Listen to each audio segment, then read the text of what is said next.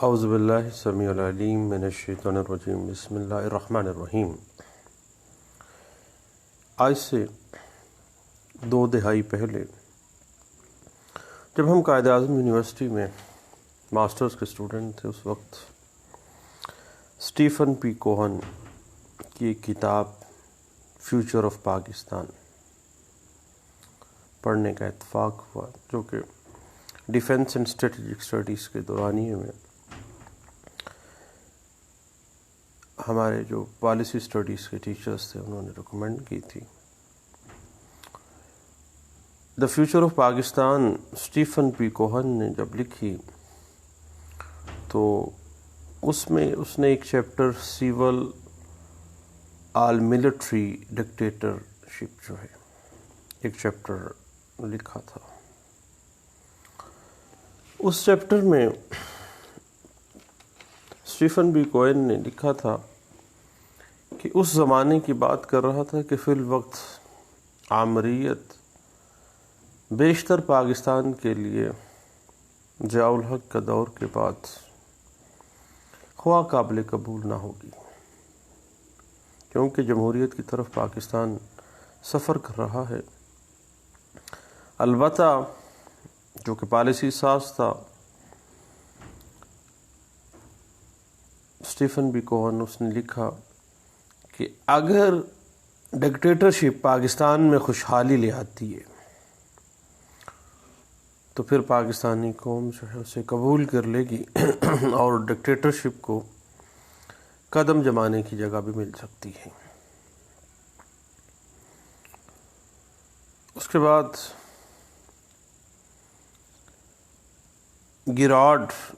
چیلانڈ کا ایک کتاب ہے the art of war in world history, وہ بھی ہم نے 2 ڈیکیڈز پہلے اسٹڈی کی تھی۔ اس میں بھی اس نے یہی لکھا تھا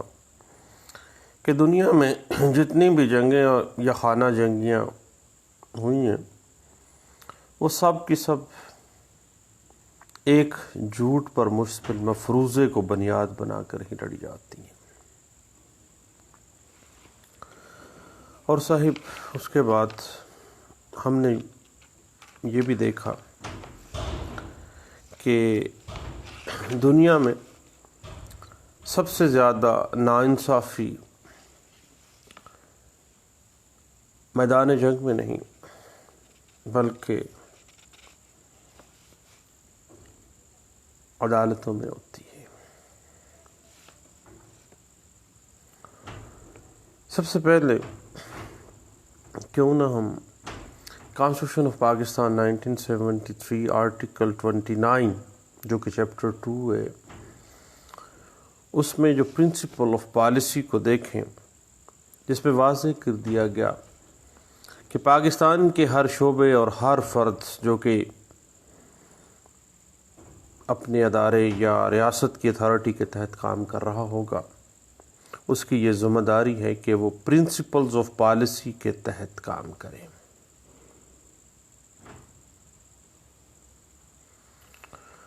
اب آرٹیکل 29 سب آرٹیکل 2 کے مطابق اب یہ جو پرنسپل آف پالیسی ہیں ان پر عمل پیرا ہونا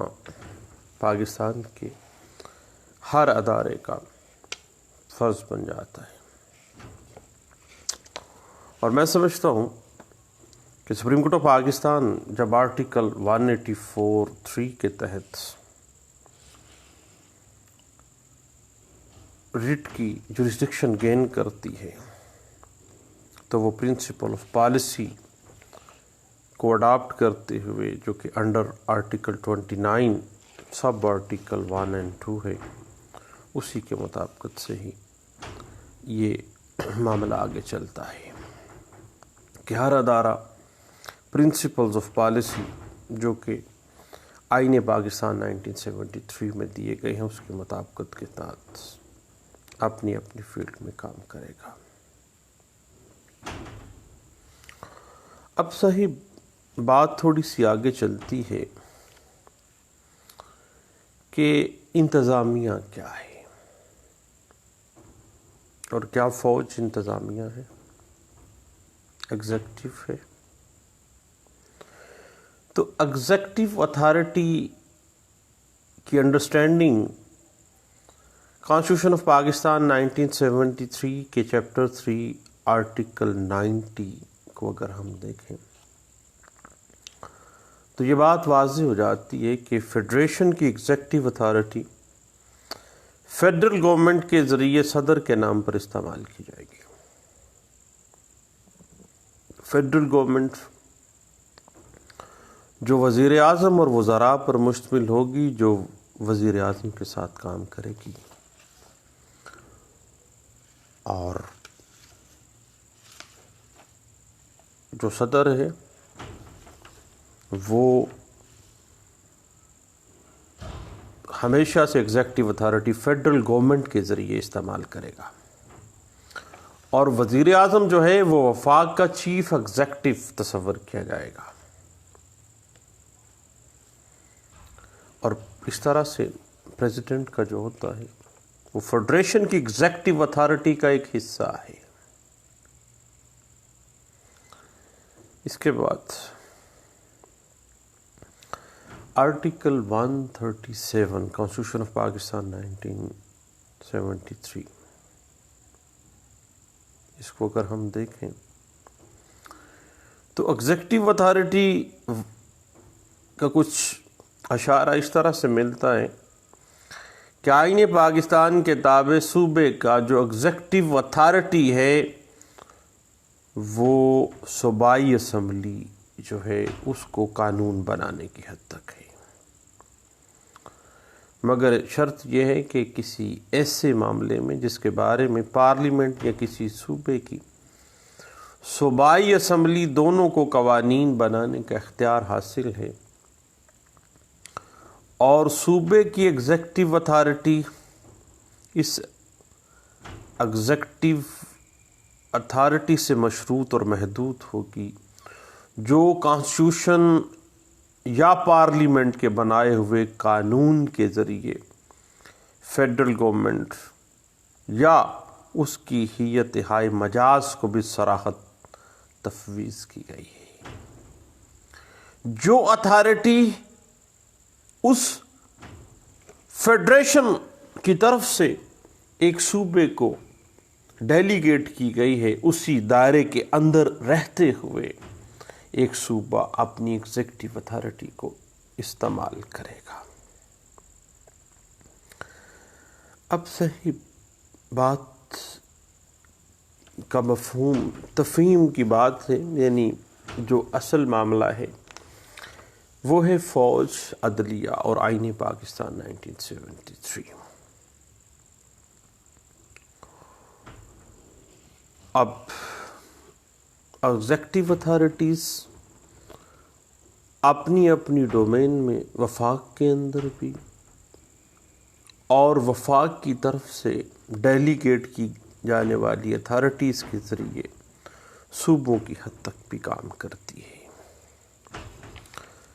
اب اسی حوالے سے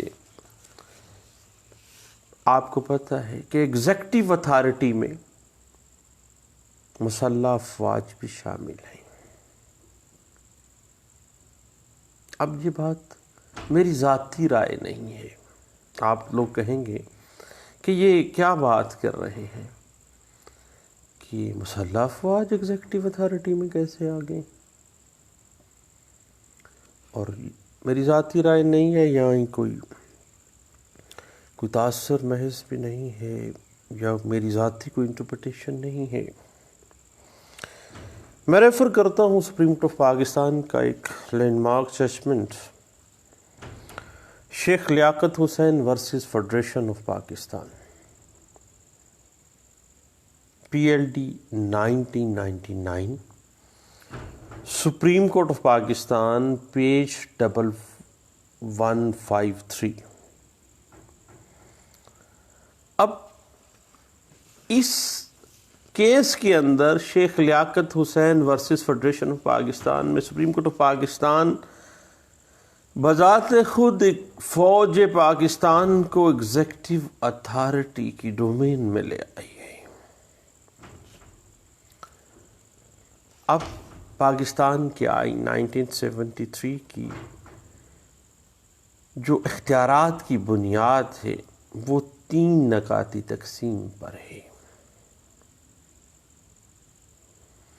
ایگزیکٹو، جوڈیشری اور لیجسلیچر،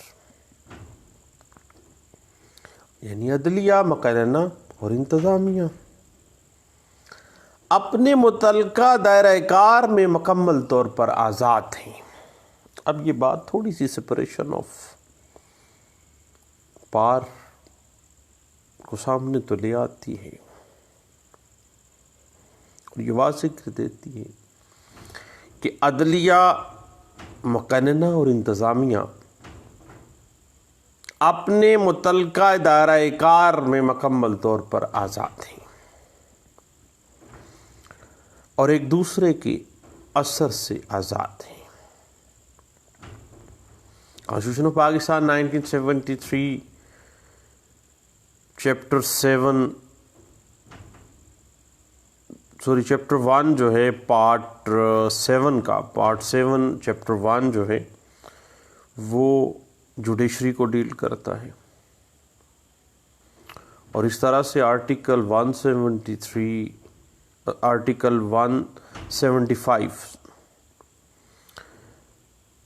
سب آرٹیکل 1 کے تحت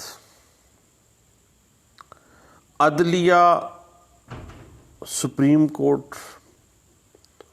ہر صوبے کی ہائی کورٹ اور ہائی کورٹس کے انڈر کام کرنے والی عدالتوں پر مشتمل ہیں،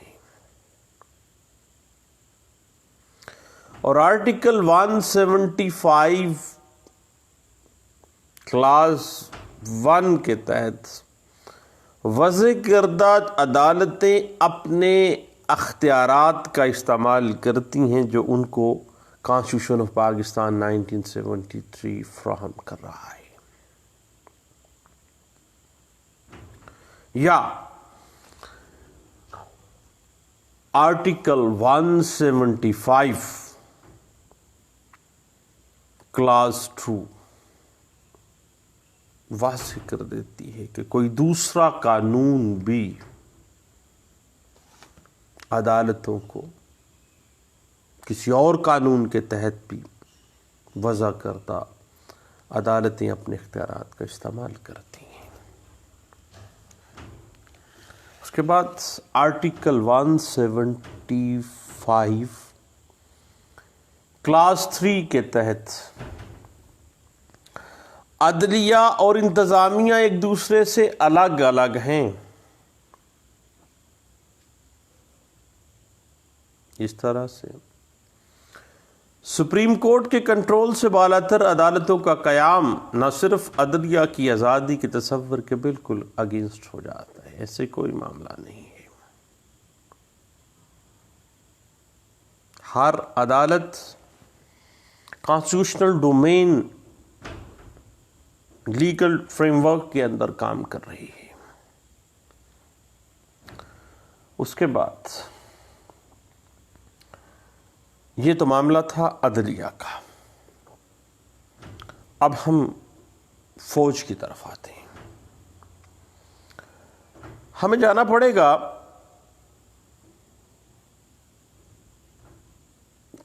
کانسٹیٹیوشن آف پاکستان 1973 کے پارٹ 12 چیپٹر 2 آرٹیکل 243 اور آرٹیکل 245 کانسٹیٹیوشن آف پاکستان کے پاس۔ آرٹیکل 243 اور آرٹیکل 245 پاکستان کی مسلح افواج جو ہے اس سے ریلیٹڈ ہے۔ آرٹیکل 243 کے تحت مسلح افواج کی کمانڈ اینڈ کنٹرول فیڈریشن کے پاس سے، وفاقی حکومت کے پاس سے، اور پریزیڈنٹ آف پاکستان مسلح افواج کے سپریم کمانڈر کا درجہ رکھتا ہے، اور اس کو یہ آرٹیکل 243 کانسٹیٹیوشن آف پاکستان 1973 یہ اختیار دیتا ہے کہ صدر بری، بحری اور فضائی افواج کو قائم رکھنے، چلانے یا قانون کے مطابق ریزرو فوج قائم کرے۔ اس کے بعد chairman joint chief of staff committee, army chief, naval chief, air chief کا تقرر، ان کی تنخواہیں، ان کے الاؤنسز کے تعین کے علاوہ یہ سارے معاملات صدر پاکستان جو supreme commander of armed forces ہیں، صدر کو یہ اختیار ہے کہ فوج میں کمیشن دیتے، بھرتی کس طرح کرنی ہے، اس کا طریقہ کار کس طرح ہونا ہے۔ اس کے بعد آرٹیکل 244 کانسٹیٹیوشن آف پاکستان 1973 کے لیے ہمیں مسلح افواج کے ہر رکن کے لیے پاکستان کی سالمیت، پاکستان کے نظریے کے ساتھ وفاداری کا حلف نامہ بھی مل جاتا ہے۔ اب صحیح میں ذاتی طور پہ سمجھتا ہوں کہ ہم نے ایگزیکٹو اتھارٹی، فوج اور عدلیہ کانسٹیٹیوشن آف پاکستان 1973 میں کہاں کہاں فائل کرتی ہیں اور ان کے درمیان آئین پاکستان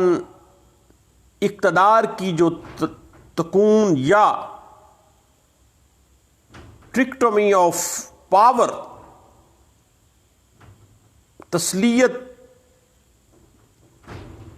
اقتدار جو ہے جو واضح کر دیتا ہے، وہ ہمارے سامنے آ جاتا ہے۔ مقننہ ہو، صدر پاکستان ہو، ایگزیکٹو ہو یا عدلیہ ہو، سب کانسٹیٹیوشن آف پاکستان 1973 کے مرہون منت ہیں، اور ہر ادارہ کانسٹیٹیوشن آف پاکستان 1973 میں دیے گئے اپنے اپنے دائرہ کار میں رہ کر کام کرنا ہوگا اس کو، اور کسی بھی ادارے کو کسی دوسرے کے کام میں مداخلت کا حق یا آئینی اختیار حاصل نہیں ہے۔ ہم بطور وکیل عدلیہ کے جو اختیارات ہیں،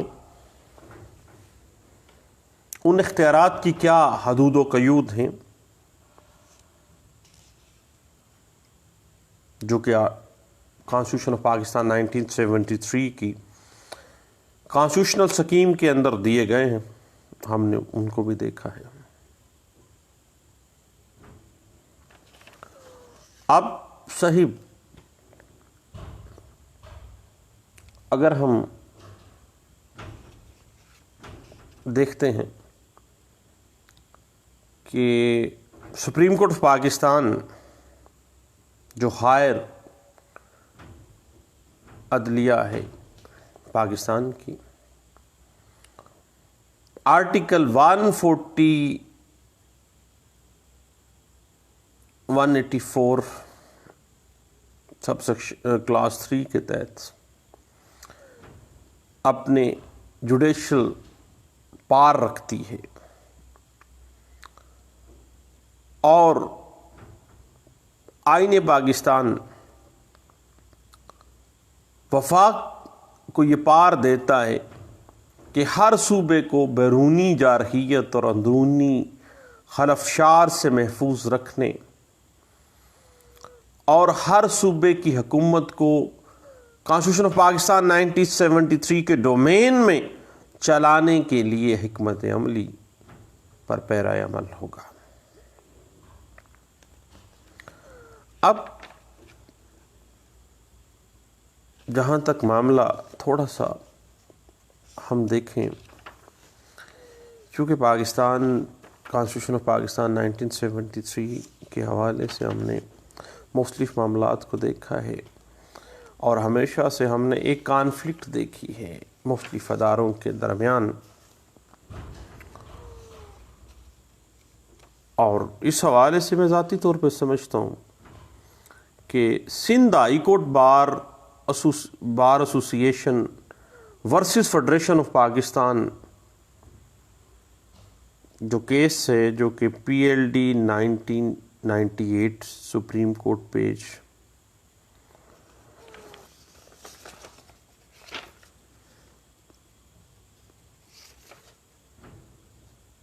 جو اس حوالے سے ہمیں کچھ گائیڈ لائنز دے دیتا ہے، اگر ہم اسی کو تھوڑا سا دیکھیں تو یہ بات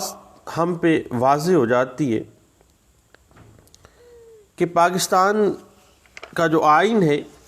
وہ ہر اعتبار سے ہر ادارے کو یہ وضاحت دے دیتا ہے کہ آپ نے اپنے اپنے ڈومین میں رہ کے اپنے اپنے جو اختیارات ہیں جو آئین پاکستان آپ کو دے رہا ہے اس کے مطابق آپ نے اپنے کام کرنے ہیں۔ اور اس کے بعد میں یہ ذاتی طور پہ سمجھتا ہوں کہ 18ویں ترمیم میں جب آرٹیکل 10A ایجاد کیا گیا تھا، جس میں یہ واضح کر دیا گیا تھا کہ کسی فرد کو اس کے شہری حقوق اور ذمہ داریوں کے تعین یا کسی کریمنل ٹرائل میں فیئر ٹرائل اور ڈیو پروسیس آف لا کا حق حاصل ہوگا۔ یہ بنیادی طور پر پاکستان کے اداروں کو پابند کرنے کے لیے تھا کہ پاکستان کا جو شہری ہے اس کو رائٹ ٹو فیئر ٹرائل اور right to due process of law کا حق، جو حق ہے وہ آئین دے گا۔ اور اسی حوالے سے ہم نے پہلے بھی بات کی ہے آرٹیکل 29 کلاس 2 کی، کہ جو حکمت عملی پرنسپل آف پالیسی جو بھی وضاحت کی گئی ہے آئین پاکستان میں، اس کے مطابقت سے تمام ادارے جو ہیں وہ پرنسپلز آف پالیسی کو اڈاپٹ کرنے کے پابند ہوں گے۔ اس حوالے سے ہم تھوڑا سا دیکھ لیتے ہیں کہ آئین پاکستان اسٹیٹ کو کس طرح سے لیتا ہے۔ اگر ہم آرٹیکل 7 کانسٹیٹیوشن آف پاکستان 1973 کو مد نظر رکھتے ہوئے دیکھیں تو مملکت، federal government, parliament, provincial governments یا پاکستان میں لوکل جو گورنمنٹس ہیں، لوکل جو باڈیز ہیں جن کو آئین کے اندر کوئی اختیار دیا گیا ہے، وہ ریاست کی ڈومین میں آتے ہوئے ریاست کے اندر رہتے ہوئے اپنے معاملات کو سر انجام دیتے ہیں۔ اور اس طرح سے ریاست کا جو mechanism article 7 constitution of Pakistan 1973 ہمیں واضح کر دیتا ہے، وہ ہم پہ یہ بات واضح کر دیتا ہے کہ ہر ریاستی مشینری، ہر ریاستی میکانزم، خواہ وہ صوبائی ہے یا وفاقی، نہ صرف مؤثر اور موجود ہیں بلکہ تمام تر ریاستی مشینری اپنی بہترین صلاحیت بروئے کار لاتے ہوئے لا اینڈ آرڈر کی جو سچویشنز ہیں پوری اسٹیٹ کے اندر اس کی بہتری کے لیے کام کرتی ہے۔ اب بات اس تو یہاں تک ہے کہ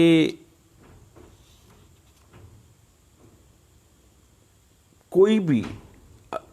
جو ادارہ ہے، خواہ وہ فوج ہے یا عدلیہ ہے یا لیجسلیچر ہے، کیا آئین ان کو ماورائے آئین اور ماورائے قانون کسی قسم کی کوئی اقدامات اٹھانے کی اجازت دیتا ہے؟ جبکہ ہم article 10A constitution of Pakistan 1973 right to fair trial and due process of law یہ بھی بات کر رہے ہیں۔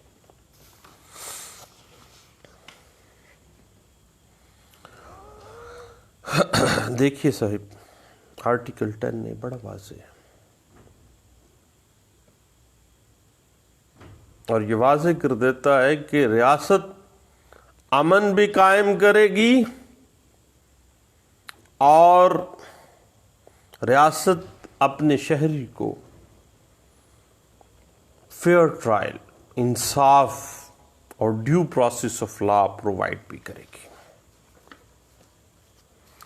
اب صاحب آپ کو پتہ ہے کہ اس حوالے سے ہم نے بارہا دفعہ مختلف معاملات میں دیکھا ہے کہ پاکستان کے اندر جب بھی کبھی ریاست کی رٹ چیلنج کی جاتی ہے،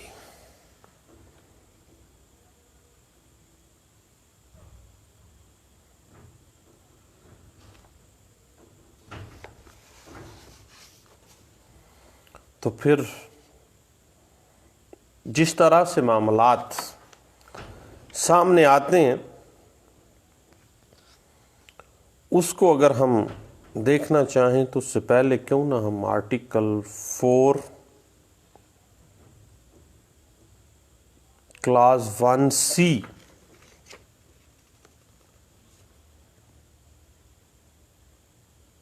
کو مد نظر رکھیں کہ ایمرجنسی لگانے کا جو مطالبہ ہوتا ہے وہ کس حد تک نظام زندگی کو ایک پاکستان کی ریاست میں ڈسٹرب کر سکتا ہے، اور ایسے ضمنی اور ذیلی احکام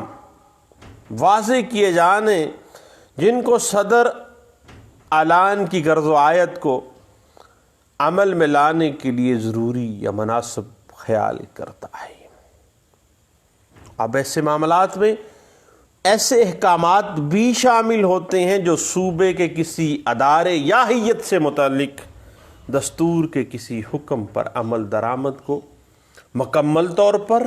یا جزوی طور پر معطل کرنے کے لیے بھی ہوتے ہیں۔ ڈیکلریشن آف ایمرجنسی، آرٹیکل 232 اور آرٹیکل 234 کو بھی مد نظر رکھنا پڑے گا ہمیں۔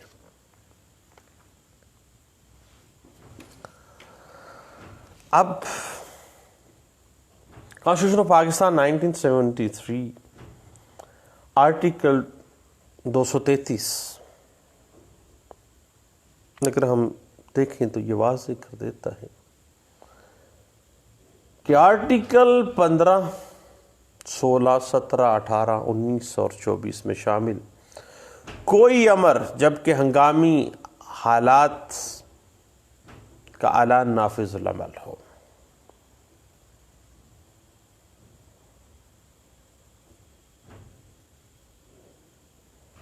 تو پھر کیا ہوگا؟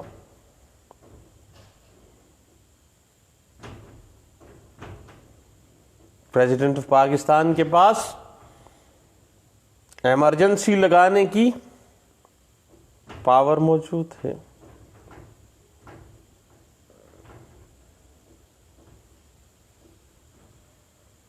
اور اسی دورانیے میں ہنگامی حالت کا اعلان نافذ العمل ہو جاتا ہے۔ President of Pakistan proclamation of emergency لے آتے ہیں۔ اب جہاں تک معاملہ ہے نا صاحب آرٹیکل 234 کلاس 1 کا، تو اس میں صورتحال ہر چیز کی واضح ہو جاتی ہے کہ اگر پریزیڈنٹ کسی صوبے کے گورنر کی طرف سے کوئی رپورٹ موصول ہونے پر یا بصورت دیگر بھی مطمئن ہو جاتے ہیں کہ ایسی صورتحال ملک کے اندر پیدا ہو گئی یا ملک کے کسی حصے میں پیدا ہو گئی ہے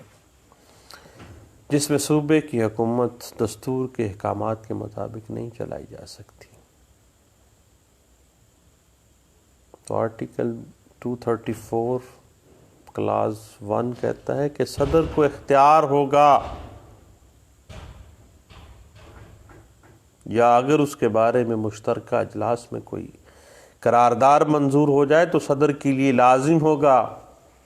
کیا؟ ایمرجنسی کا نفاذ۔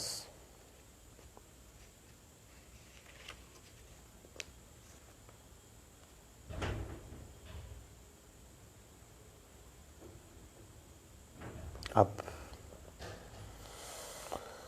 بات تھوڑی سی آگے چلی جاتی ہے، میری بات شاید آپ سمجھ گئے ہوں گے کہ کس طرف جا رہی ہے، اور جب کبھی بھی ایمرجنسی کا نفاذ ہوتا ہے، آئین پاکستان پریزیڈنٹ آف پاکستان کو اس بات کی اجازت دے دیتا ہے، اس کے ساتھ ساتھ آئین پاکستان 1973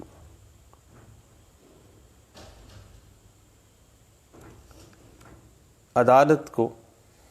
آرٹیکل 184(3)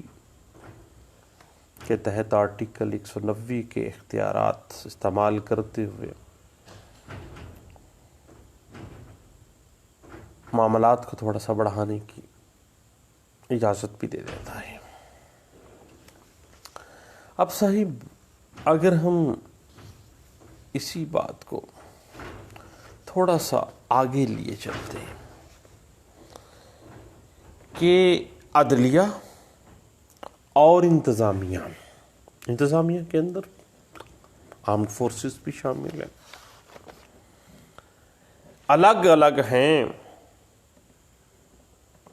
یا اس حوالے سے آئین پاکستان میں کوئی کنفیوژن پائی جاتی ہے،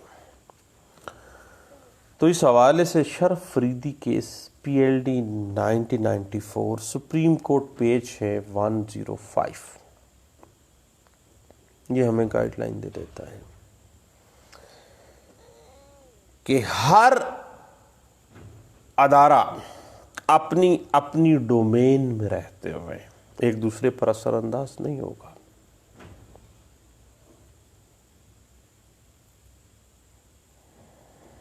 اس کے بعد PLD 2009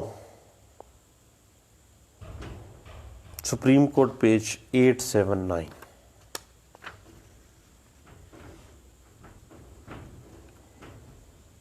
اس بات کو واضح کر دیتی ہے کہ پاکستان کی ہسٹری کے اندر آئین سے زیادہ تر انحراف اس لیے نہیں کیا گیا، ایمرجنسی صرف اسی وجہ سے نافذ نہیں کی گئی ہے کہ کانسٹیٹیوشن آف پاکستان میں ملک کے مسائل کا حل موجود نہیں تھا، اس کی وجہ کوئی اور ہے۔ اسی لیے تو صاحب کہا جاتا ہے کہ دنیا کی سب سے بڑی ناانصافیاں جنگ کے میدانوں میں نہیں بلکہ کمرہ عدالت میں ہوتی ہیں۔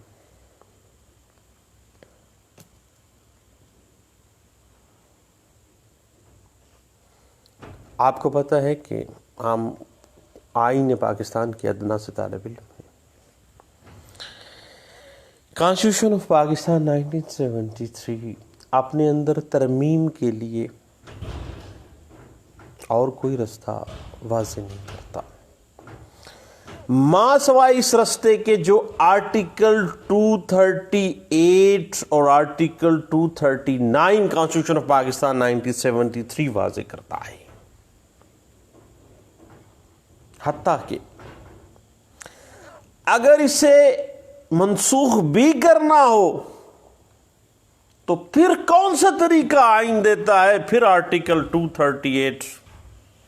آرٹیکل 239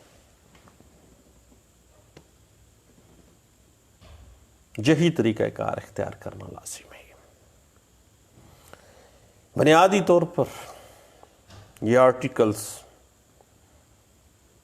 آئین کو ایک طاقت فراہم کرتے ہیں جو کسی بھی داخلی جارحیت کا مقابلہ کر سکتی ہے.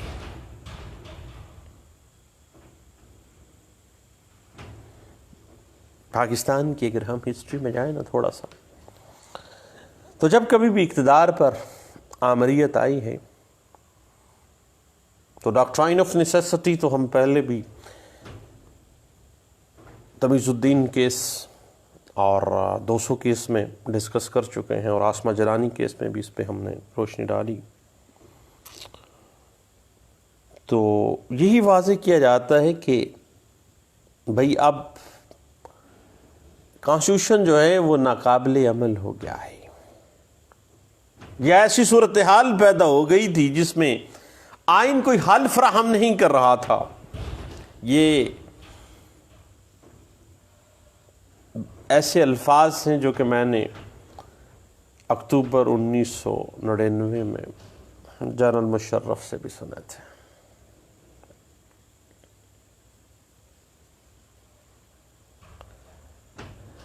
سچی بات پتہ کیا ہے؟ جب آپ آرٹیکل 238 اور آرٹیکل 239 کانسٹیٹیوشن آف پاکستان 1973 کو دیکھ لیتے ہیں نا،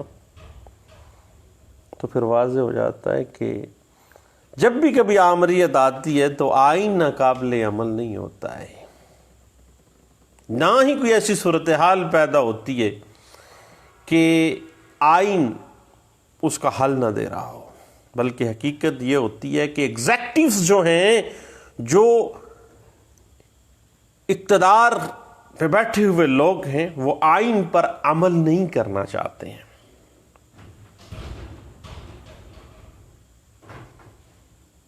لیکن کانسٹیٹیوشن آف پاکستان 1973 آرٹیکل 238 اور آرٹیکل 239 یہ واضح کر دیتے ہیں کہ آئین کے متبادل آئین کے سوا کچھ نہیں ہے.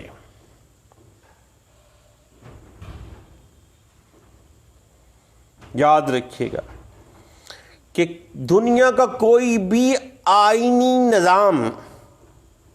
غیر آئینی طریقے سے نہیں چلایا جا سکتا. اگر کوئی ایسا سوچتا ہے تو وہ انکانسٹیٹیوشنل ہے.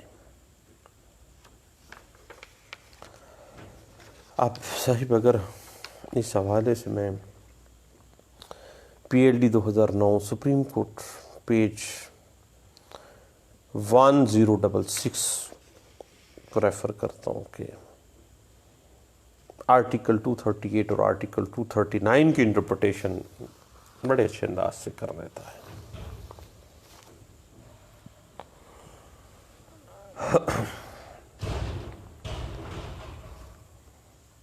اب اس حوالے سے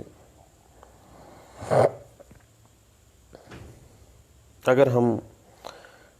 doctor Mubashir Hassan versus federation of Pakistan کا جو لینڈ مارک ججمنٹ ہے سپریم کورٹ آف پاکستان کی PLD 2010 سپریم کورٹ پیج 265 کو ہی دیکھ لیتے ہیں، اور اس کے بعد PLD 2008 supreme court page 178 Sindh high court bar versus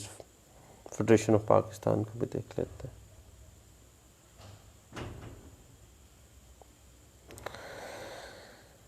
اس زمانے کے تناظر میں NRO کے پرسپیکٹو میں یہ وضاحت کی گئی سپریم کورٹ آف پاکستان میں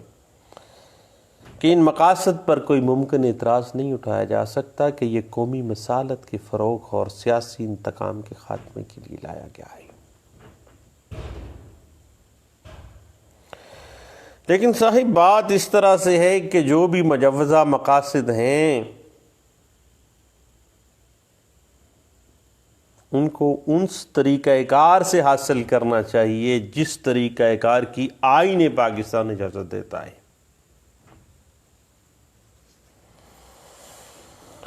کیونکہ یہ ان کا فرض ہے ایگزیکٹوز کا کہ اپنے سامنے لائے گئے مسائل کا فیصلہ کرتے وقت آئین کی روح کے مطابق اور آئین کے تحت بنائے گئے قوانین کے مطابق وہ فیصلہ کریں گے. اور ایک عدالت فیصلہ کرتے ہوئے اس راستے سے ہٹ جاتی ہے اگر، اور یہ فیصلہ کرنے بیٹھ جائے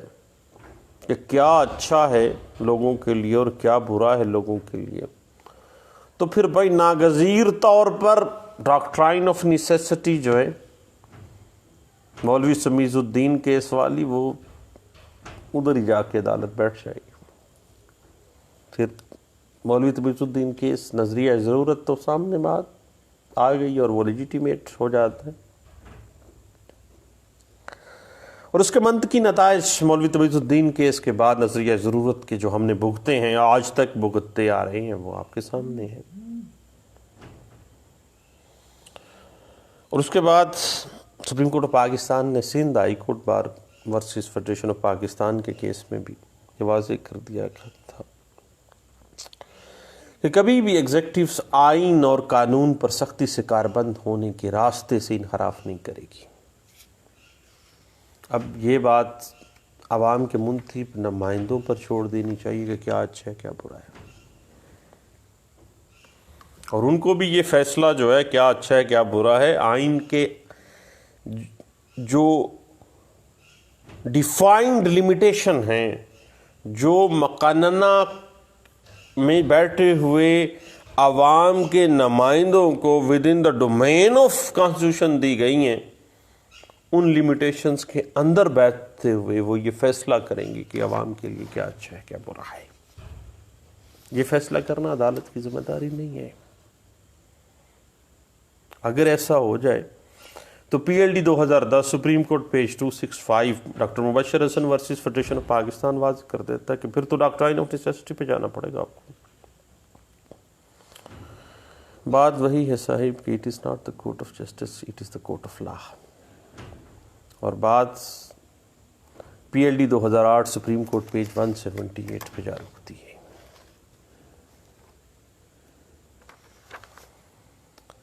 اب صاحب بات اس طرح سے ہے کہ پاکستان کے ہر ادارے کو اپنی اپنی ڈومین میں رہنا ہے. حتیٰ کہ آرٹیکل 232 میں ایمرجنسی کا نفاذ بھی ہے تو with in the domain of constitution. آئین سے ماورا کوئی نہیں ہے، کوئی بھی نہیں ہے، خواہ وہ ایگزیکٹو ہی کیوں. اب بات اس طرح سے ہے کہ کانسٹیٹیوشن آف پاکستان 1973 آرٹیکل 190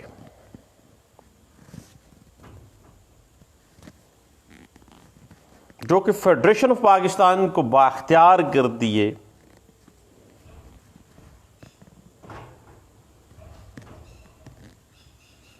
کہ جب حالات اس قابل ہو جائیں گے کہ انڈر دی کنٹرول نہیں ہے تو پھر کورٹ فوج کو نہیں بلاتی بلکہ فیڈریشن کا اختیار ہے کہ وہ فوج کو طلب کر لے. اور اس حوالے سے آرٹیکل 243 اور آرٹیکل 245 کانسٹیٹیوشن آف پاکستان 1973 جو ہے وہ واضح کر دیتی ہے کہ وفاقی حکومت کے پاس آرمڈ فورسز کی کمانڈ اینڈ کنٹرول ہے، اور آرمڈ فورسز کے جو سپریم کمانڈر ہیں he will be the president of Pakistan. اب یہ ہے کہ آرٹیکل 245 کلاز 1 کے تحت وفاقی حکومت کی ہدایت پر سول انتظامیہ کی معاون یا ان کی ہیلپ کرنے کے لیے طلب کیا جا سکتا ہے. اب صاحب اگر ہم آرٹیکل 243 اور آرٹیکل 245 کو ملا کے پڑھ لینا تو بات وہی ہے کہ مسلح افواج وفاقی حکومت کی ہدایت کے تحت بیرونی جارحیت یا جنگ کے خطرے کے خلاف پاکستان کا دفاع کریں گی اور قانون کے تابع شہری حکام کی مدد کے لیے جب ایسا کرنے کے لیے طلب کی جائیں گی تو سول انتظامیہ کی ہیلپ کریں گی، اور تاکہ آئین کے ضابطہ کے مطابق جو انتظام و انصرام ہے وہ سول انتظامیہ چلا سکے.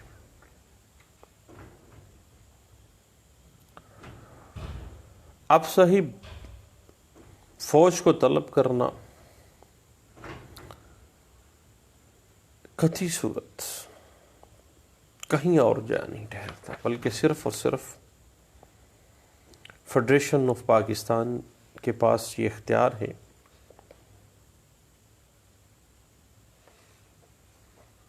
کہ وہ سول انتظامیہ کی ہیلپ کے لیے فوج کو طلب کر سکتی ہے. اب صاحب بات یہیں پہ رکتی ہے کہ فوج ہو، عدلیہ ہو،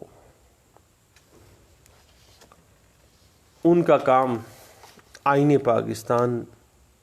کی بالادستی ہے، اور تمام ادارے اپنی آئینی حدود کے اندر رہتے ہوئے آئین پاکستان کی بالادستی کے لیے، آئین پاکستان کے اصول و ضوابط کو نافذ العمل بنانے کے لیے حرکت میں آئیں گے، اور اپنی ڈومین میں اپنی کانسٹیٹیوشنل ڈومینز کے اندر وہ کام کریں گے. تو چند باتیں تھیں جو کہ فوج، عدلیہ اور آئین پاکستان 1973 کے ڈومین میں گھومتی تھیں. میں نے کہا کہ ایک ایسی گپ شپ ہے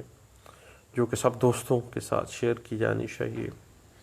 دعاؤں میں یاد رکھیے گا. دوبارہ انشاءاللہ اس ٹاپک کو چھیڑیں گے اور پھر آگے نکلیں گے انشاءاللہ. دعاؤں میں یاد رکھیے گا. Thank you. اللہ حافظ.